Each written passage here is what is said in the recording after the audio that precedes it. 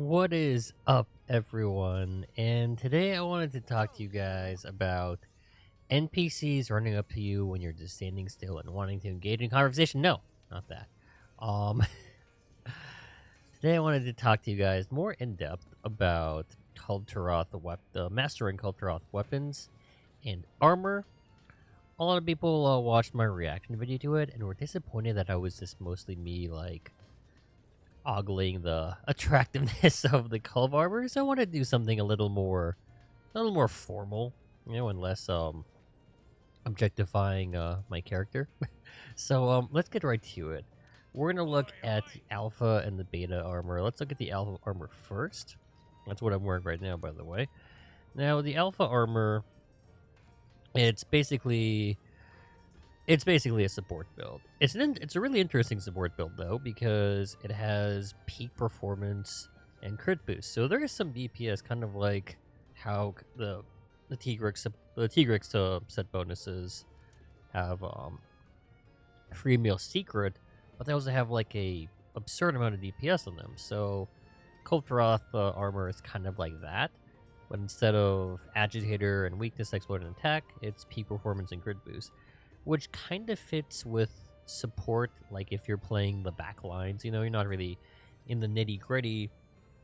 Instead of taking all that damage, you're mostly sitting in the back, supporting and healing and stuff, which is kind of the point of the alpha build, I suppose.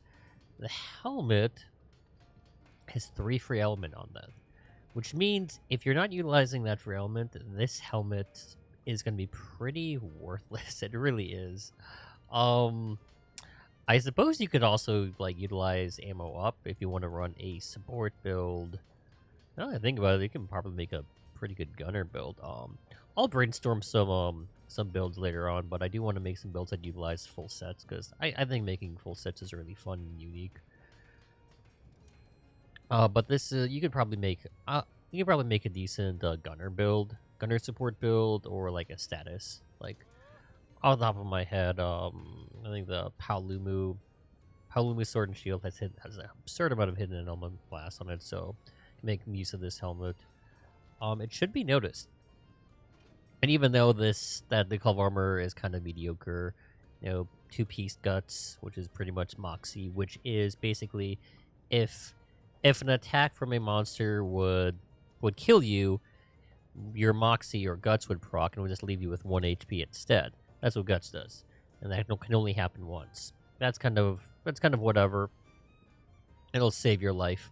It will save your life more often than not. And free meal secret, which is just like not, which is just you saving on consumables, which is what support is all about. Spamming them heals and saving consumables. It should be noted though that these boots, the alpha boots, are actually best in slot boots, hands down. For those of you wondering why, it is the only boots that give you exactly 4 level 2 skills. Now there's some other boots that kind of do something similar, like the Safi boots, or the Safi alpha boots, kind of do the same thing as well, but max smite is less useful. And also you would have 1 less level 1 slot, which is level 1 slots are pretty useful too. And the Brachy boots, if the raging Brachy boots, kind of do something similar as well. Once I can find them, yeah, the raging Brachy boots do something similar as well. But you have a level 4 slot, which is technically 2 level 2 slots, but you're limited to double agitator, double resentment, double latent power, and double heroics. So you're a little limited. Whereas with level 2 skills,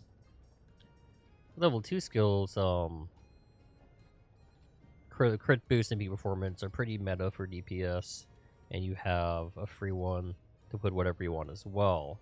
So these are best in slot by far. Now, making this work with the meta build, I've yet to do that. I'll figure something. I'll probably make a build video making like a super uber meta build using these boots. Maybe not. Well, let's go on to the beta build. Beta build, of course, more flexible slots. The armor pieces, the boots and the coil are pretty good. So if you wanted to make a build with these two, You're still probably better off doing 2-piece Raging Bracky and 3-piece Master's Touch for your set bonuses, because Guts is okay, and you can always just eat for Moxie, and I don't believe they stack. Someone correct me in the comments if I'm wrong, by the way. But these are two really solid pieces of gear still. The rest, these arms are okay.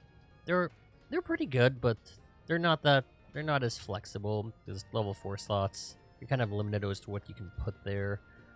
I mean, unless you have like double attacks and a bunch of double attacks and double experts, it's not really as flexible as a lot of other arms out there. These and these are just comfy if you want speed eating. I really wouldn't recommend those. This as well, it's kind of just okay. Just Raging Bracky kind of outclasses most of this, so it's really armor that's just good for appearance. Like if you're on console, the appearance of this armor is amazing, and if you can make a build around this, like, go for it. On PC, you can just transmog this easy with a mod, so that's what I plan on doing. I haven't used it yet, but that's what I have to say about this armor. It's okay. It's nothing amazing, but I'm sure someone creative like myself could probably make some interesting builds, so I'll try that in the next video. Okay, so now the weapons. A lot of people have questions about the weapons. The weapons, there are no new weapons, by the way. There are no new weapons. If you have the old weapons, you can upgrade them, and I'm going to show you right now how that works. So you can upgrade the regular Taroth weapons from base game Kulve Taroth, or you can upgrade the Kajar weapons. Now, what happens when you upgrade them is really interesting. Or not, depending. Okay, so let's do it. So, right now we have level 1. This is a regular Taroth dagger. The moment you upgrade it to... The moment you upgrade it once to the next level... I think that upgrades to level 1? Okay, the moment you complete level 1 and reach level 2, you can see the bottom right there. It turns into a rarity 11, and the sharpness bar fills up. And you gains a shit ton of raw. All the stats go up. That's just from the first level. Now, the interesting thing here is the Kulve Taroth. The weapon gains the Kulve Taroth set bonus. So basically, if you wanted to use one less piece of Kulve Taroth, Mastering Kulve Taroth gear, you could replace it with this weapon, just like how you would replace a set bonus from a set bonus with a Safi weapon. You put the set bonus on the Safi weapon. Same thing, only with the Taroth weapons, not the Kajar. I know I was saying that wrong, by the way. Not with the Kajar weapons. It only happens with the Taroth weapons. So as you keep upgrading this, as you keep leveling it up to a max of 5, the raw just keeps going up. That's it. The raw and the status and whatever else. The armor doesn't appear to go up. The sharpness, that's it. That's the max. Once that bar fills up, it doesn't change. It should be noted, though, the only way to increase the sharpness past that is by modifying those weapons. I think I have a weapon here. One of these weapons here, I think. This one. It might be this one, actually. You can actually use custom upgrades. Even though these are already 12, you can use custom upgrades. And you can increase the sharpness further. You can see you can increase the sharpness further. Actually, this one is only increasing the blue sharpness. I know for one of these I actually saw that it was increasing the white, but not this one. If you want to know exactly what sharpness you're going to be getting with these Kulve Taroth weapons, basically the bar that's missing is what you'll get. So this one, as you can see, this one would just max out to blue. Because that's what's remaining in the bar. It would just max out to blue. Which isn't all that great. But I don't know, apparently some math guys, or a number of math guys, are saying it's still the best, even with blue sharpness. I personally don't like blue sharpness, especially for elemental weapons. I think it was some fire dual blades here, actually, that supposedly were the best. I'm not a mathematician. I would trust an actual mathematician with that. So yeah, these apparently are supposed to be best in slot with that absurd amount of blue sharpness. At least you wouldn't have to worry about sharpening. But yeah. Speaking of which, these are the Kajar weapons, by the way. These weapons here from base game Arch-Tempered Kulve Taroth, they come with crit element or crit status.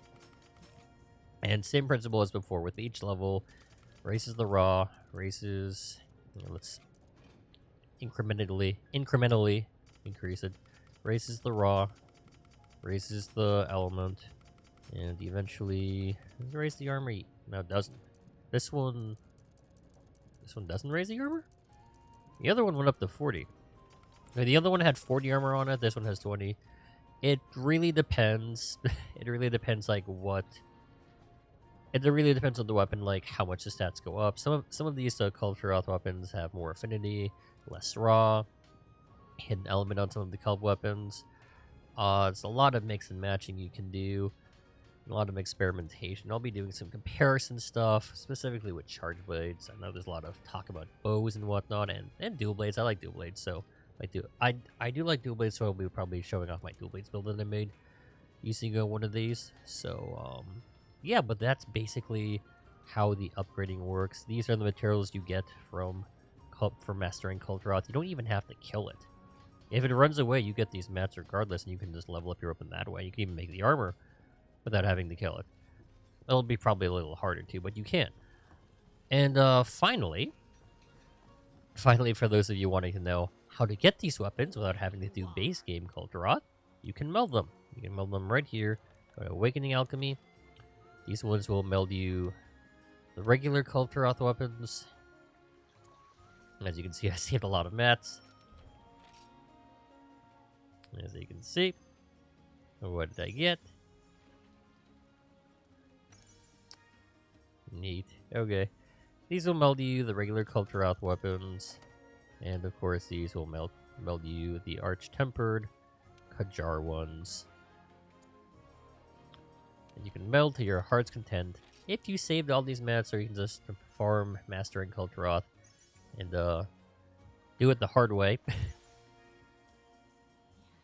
So yeah, that's about it. I just wanted to make this quick video and talk about these things, talk about the armor. Build videos coming in the future. If you like this video, leave a comment, subscribe. And thank you for watching. And good night. Good night. Where's the off button? Oh, crap. I can't find the off button.